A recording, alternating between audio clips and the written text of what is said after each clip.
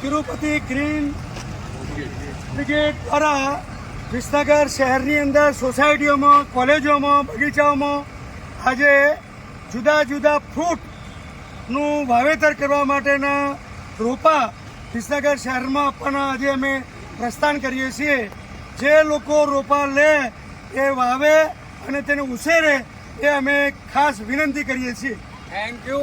આ છેલ્લું મિશન મોદી સાહેબના એક વૃક્ષ માં કે નામના ભાગરૂપે ઘરે ઘરે એક ઝાડ પહોંચાડવાનો પ્રયત્ન ગ્રીન ગ્લોબલ બ્રિગેડ આજે કરી રહી છે.